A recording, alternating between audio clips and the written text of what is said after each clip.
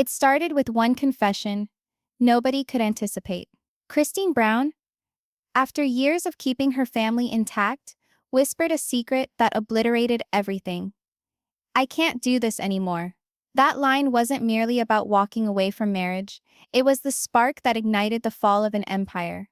For years, millions of TV fans witnessed the Brown family project, an image of unity, of common dreams, and plural love. Behind the cameras, behind the carefully constructed smiles, however, cracks were developing deeper than anyone knew. And if you believe that one choice was all about love lost, wait until you see how it destroyed finances, loyalty, and trust in a whole family. Because this wasn't just a breakup, this was the explosion of a belief system, one that Kody Brown had based his entire life on. And in that explosion, everyone had to make a choice: stay loyal or leave forever. At first, it was almost unbelievable. Christine had been the glue, the peacemaker, the one who attempted to hold the wives together when jealousy sought to tear them asunder. She smiled through the weeping, through the isolation, through the waiting years for a husband who came infrequently. But on that day, all of it changed. The room's silence spoke for itself. Robyn was shocked, Janelle was immobile, and Meri, perhaps the most hurt of all, stood by as yet another part of the life she used to think and disappeared. And Kody, his face grew cold, his voice trembled, but for once, his characteristic fire didn't hit the mark. For deep down, he understood this was not just Christine departing. This was the domino that would cause it all to come crashing down. But how did it reach this point? How did a family that once boasted being stronger together than they would ever be apart become so broken that they couldn't be fixed? The fact is, the narrative doesn't start with Christine's statement. It starts years ago, with things unsaid, with favoritism revealed, and with wars behind closed doors no camera could ever entirely capture. And if you believe Christine's choice was the biggest surprise in this drama, wait until you see what follows. Because the family didn't lose only a wife. They lost the delusion that they could survive at all. But let's go back first to the fissures that began appearing long before Christine worked up the strength to leave. Because once you spot the initial warning signs, the skipped birthdays, the forgotten holidays, the vacant seat at family gatherings, you'll see why this conclusion was inevitable. And yet the most painful reality of all, Christine wasn't alone in planning to leave. It all started from a moment so silent, but so tragic, that it changed the very premise of the Brown family for good. Christine Brown, after so many years of bearing the burden of her marriage and her status as a sister wife, finally let the words slip off her tongue. I can't do this anymore. On the surface, it was but one sentence. Plain, conclusive, irreversible, but underneath it was the decades of repressed anger, silent disillusionment, and cold nights waiting for a husband who came infrequently. To appreciate the strength of that moment, you have to perceive Christine not as only another wife in a polygamous marriage, but as the bonding that kept this family intact. She was the peacemaker in battles, the hugger when the kids cried, the one who smiled even when her heart was shattering. For many years, Christine had believed in the dream that a plural family would have the ability to give more love, more support, and more bonding than any traditional marriage ever could. She had believed in unity, in sisterhood, in sacrifice. But there had been cracks spreading before her breakdown. She saw the attention turn away from Kody, as time with her decreased, as her kids felt the pangs of being less important. Each broken appointment, each missed call, each gathering of the family where she sat at the periphery, they all counted, quietly wearing away at her soul. And then there was the silence. The silence of being ignored, of seeing her marriage fade into the background as another wife stepped center stage. That silence was louder than any fight. It was unbearable. When Christine finally said those 6 words, the room itself seemed to stand still. Janelle's eyes widened in shock and recognition. Robyn shifted restlessly, her fingers shaking like she already knew what this would do to her position in the family. Meri, who more than anyone else understood the agony of being left behind emotionally, looked down, agony etched in the creases of her face. And Kody, he glared, fury and incredulity, as if the notion that anyone would leave him behind was so preposterous that it couldn't be believed. The reality could not be denied. Christine was not just leaving a husband. She was leaving a whole system that had sucked all from her. A faith no longer sustaining her. A commitment to oneness that had devolved into loneliness. And in that moment, the illusion shattered. For years, viewers believed that the Browns were stronger together. That somehow through struggle and sacrifice, they could model a family life unlike any other. But Christine's declaration revealed a harsher reality, that love divided doesn't always multiply. Sometimes it just disappears. And if you thought Christine's decision was the last straw, you'll be eager to hear about what came next. Because her decision not only altered her own life, it set off a chain of events that would unravel the entire Brown family, thread by thread. To really comprehend why Christine's leaving struck so hard, you have to examine the slow burn that had been smoldering within the family for many years. And that's favoritism. And not even insidious favoritism, but a trend that became so insistent that even the kids started to mutter about it. Since the time Robyn became part of the family, everything was different. Initially, the other wives were happy to welcome her, expecting that she would bring balance and new energy. But over time, Christine saw something new in Kody. A glint in his eye when he gazed at Robyn, a patience in his voice, an effort in his actions that she had not witnessed in years. It was like the man who used to share his love among households, equally had now decided that one of the wives was more important than the others. Christine attempted to shove those thoughts aside. She reminded herself that love doesn't measure minutes together, or holidays spent, but the proof grew impossible to deny. On birthdays, Robyn's kids had Kody there, invested, smiling, and at Christine's, he came late, distracted and anxious to get away. At gatherings with the family, his seat at Robyn's table was warm, while Christine's table remained cold waiting. And the change wasn't emotional alone. It was physical. Christine observed as Kody slept night after night at Robyn's house, while her own bed remained colder and lonelier. She waited for the rotation system that never did seem to equalize. She looked forward to the phone calls that came less often than she could say the name. And in that loneliness, the sign was unmistakable. Robyn came first. The ache of favoritism isn't jealousy alone. It's erasure. It's feeling invisible within a household you built, watching your kids pushed aside as another home thrived. Christine bore that silently for years, smiling for the cameras, pretending it was all okay, but she was losing herself on the inside. Even Janelle noticed. In hushed tones, she revealed that Kody's visits to her house had become infrequent as well. Meri, too, had felt the bitterness of being abandoned, her own marriage having dwindled long ago to a mere shell. But Christine, she had finally had enough. The worst part was the manner in which Kody rationalized it. He would talk about loyalty, about who honored him, about whose wife remained steadfast without questioning him. In his mind, Robyn was the wife who respected him, who stood up for him, who provided him with the vision of the marriage that he believed he deserved. And to Christine, those words hurt more than any distance. Because despite all that she had given, despite all that she had endured, she was never adequate. And so when Christine finally told her she was leaving, it wasn't unexpected at all. It was the culmination of years of being shoved away, of seeing the man she married throw himself into someone else. But here's the twist. Nobody saw coming. Christine's choice didn't only reveal favoritism. It made the other wives face their own reality. And one at a time, they started to wonder if they too were living a lie.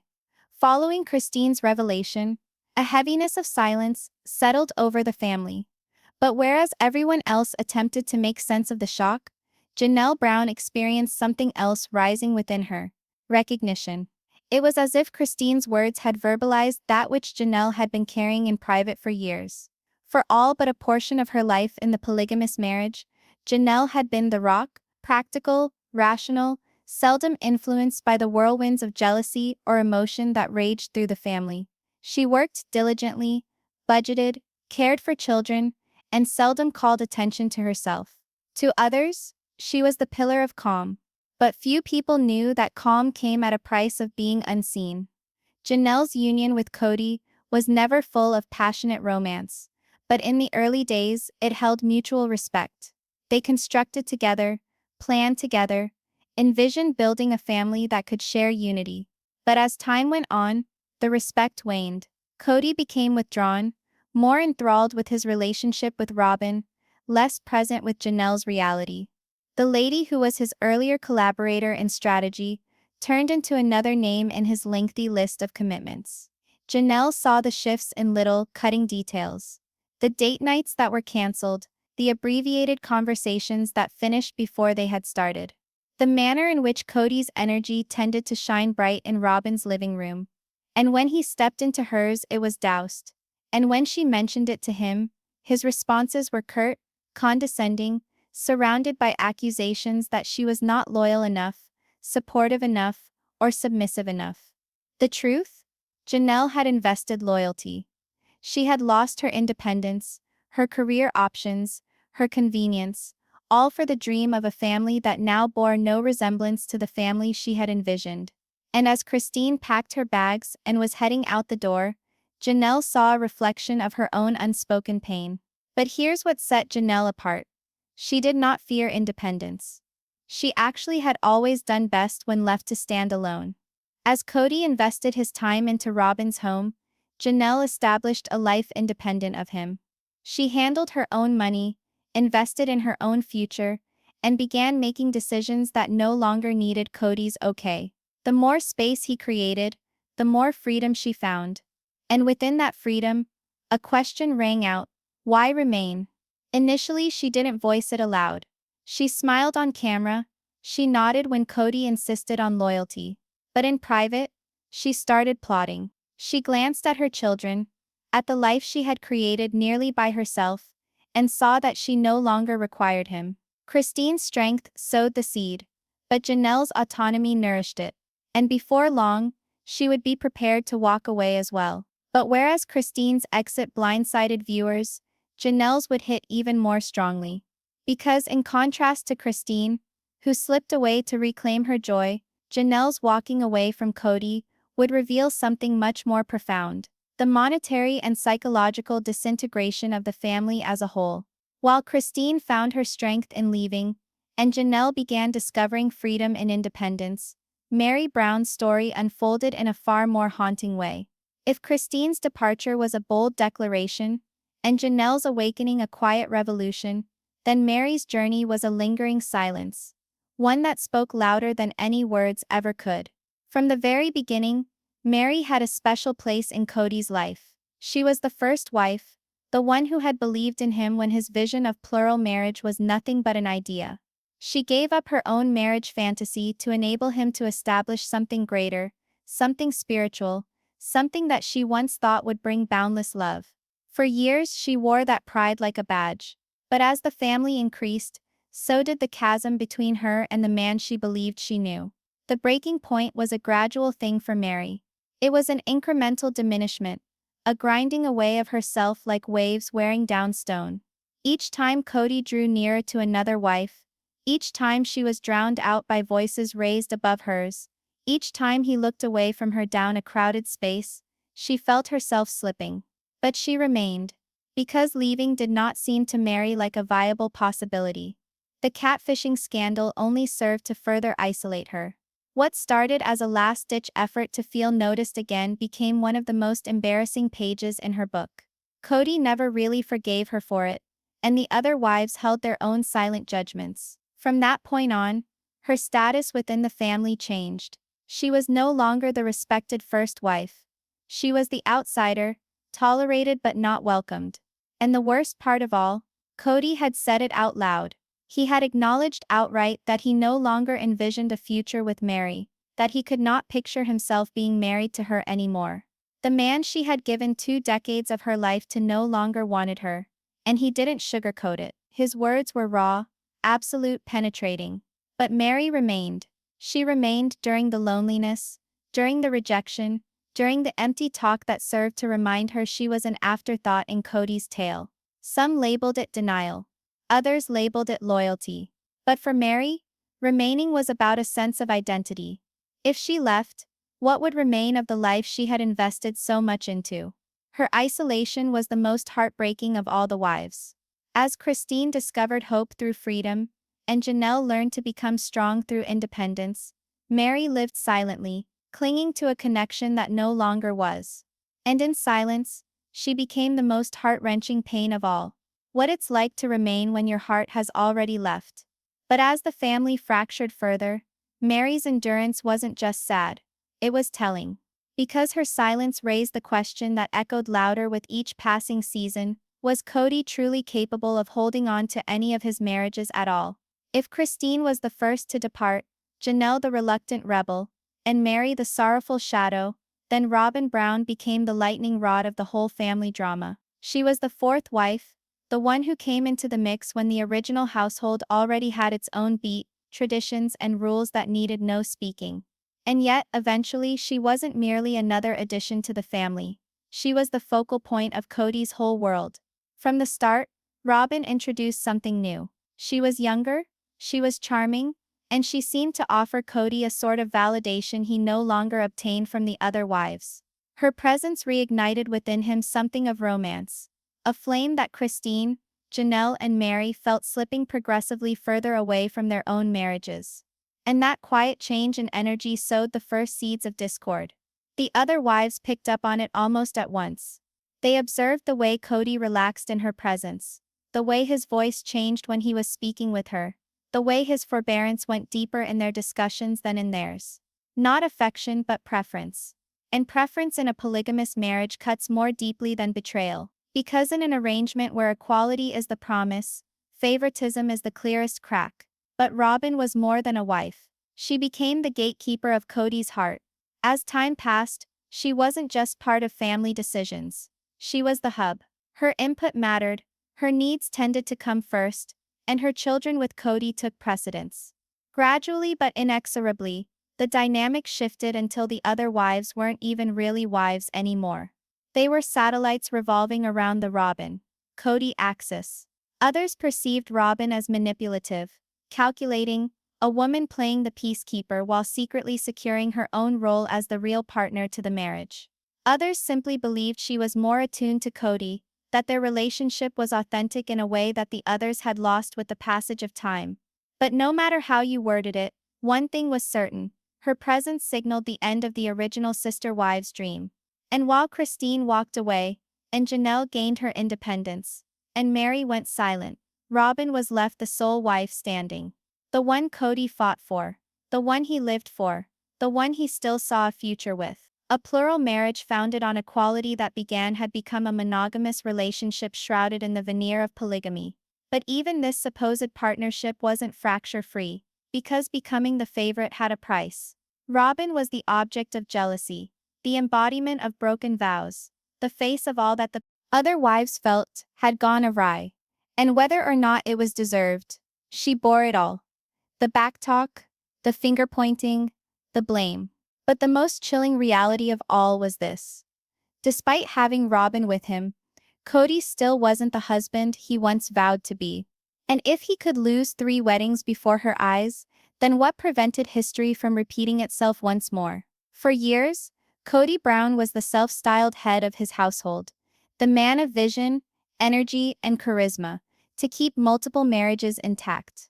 He thought he was the patriarch, the glue that held everything together, the person who could juggle the needs of 4 wives, close to 24 children, and a way of life most people could hardly even dream of living.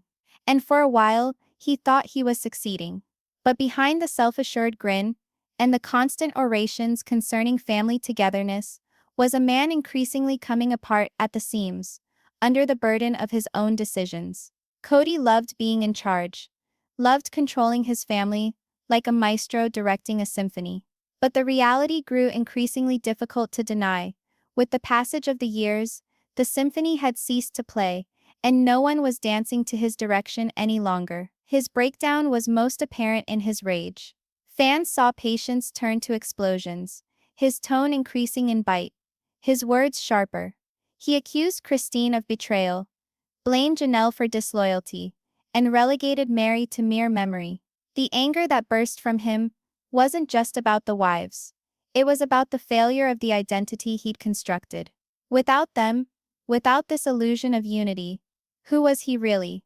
The pandemic was the perfect storm that revealed his vulnerability. In trying to enforce strict rules and keep everyone in line, Kody pushed the family even further apart. What he perceived as leadership, his wives perceived as dictatorship. And with each spat over masks, gatherings, and loyalty, the fissures in his authority grew wide open. But it wasn't about rules. It was about preferment. His manifest loyalty to Robyn made it unthinkable for him to conceal the disparity further.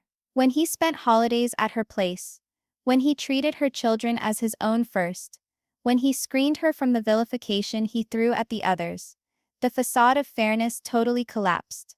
The man who had preached equality was now living a monogamous reality in everything but name. And that's when his downfall was inevitable. The wives no longer regarded him as a patriarch, but as a partner who had taken sides. Christine went away, Janelle moved out, and Meri was left holding on to a title without substance. Kody, once hoping to be the king of a big cohesive family, was left alone with just one wife and a trail of shattered relationships. But maybe the most revealing thing of all was Kody's failure to take responsibility. Even as marriages fell apart, he accused fingers outward, believing himself that infidelity and betrayal had torched his vision, never taking a moment to realize that his own favoritism, temper, and pride had set the spark. And so, the man who had once dreamed of being a great patriarch found himself revealed as something quite different. Not the patriarch of a robust plural family, but sole survivor of a disintegrating empire, forced to wonder if the dream had been flawed from its inception. While the show has always had the glare of attention shining brightest on Kody and his wives, the greatest victims of the Brown family's breakdown were not the parents. It was the kids. Almost 24 children grew up under the flag of sister wives, being assured that their family was special, strong, and held together by religion and love. The vision held them for years. They shared homes, celebrated birthdays in groups, and bore the pride of belonging to something greater than themselves. But when the marriages fell apart, so did the children's faith in that dream. Some of the older kids, who had grown up seeing the cracks up close, were less shocked when it all came crashing down. They recalled the tension among the moms, the favoritism towards Robyn's children, the fatigue on Christine's face, the uncomforting silence that trailed Meri wherever she went. For them, the implosion was not a surprise. It was inevitable. And still, even with the foreknowledge, the hurt did not become any less real. The younger children, on the other hand, were in the middle of a storm that they could not entirely comprehend. They observed traditions fray, holidays celebrated apart, and a father whose time and focus appeared to thin out, until it was all but reserved for one home. The vision of one big, happy, whole family was instantly traded for splintered gatherings and strained silences. Of all the devastating fractures, perhaps the worst was between Kody and his children. Some stayed close to him, but others distanced themselves, disillusioned by what they perceived as abandonment. They felt his absence at milestones, his selective presence in their lives, and his explosive anger when questioned about loyalty. Numerous viewers noted that Kody didn't lose wives alone. He lost children as well. And yet, within that pain, there was resilience. Christine's kids found strength in their mother's decision to walk away. They celebrated her courage and rallied around her newfound happiness. Janelle's children admired her independence, seeing in her a model of quiet strength. Even Meri's child, Leon, stepped forward with their own voice and identity, choosing honesty and authenticity over silence. But the rift between the rest of Robyn's kids and the rest only intensified the cracks. For in many siblings' eyes, Robyn's home became the axis of Kody's universe, where his dictums were obeyed, his face seen daily, his love obvious. That chasm fostered wounds among the children themselves. Siblings who had felt like peers suddenly found themselves on opposite sides of their father's favor. And in those breaks lies the bittersweet legacy of the Brown family. The vision of unity was marketed to the world as a template of might, but it became a lesson in disillusion for many of the children. They learned that love is conditional, loyalty unequal, and promises unkept. Nevertheless, the children's words also contain a truth beyond their father's flaws. that family in its simplest sense is not based on structure but on presence, on love, on being there when it counts most. And as they become adults with their own families, one question remains: will they bring with them the vision of plural marriage, or will they abandon it as a remnant of their parents' shattered narrative?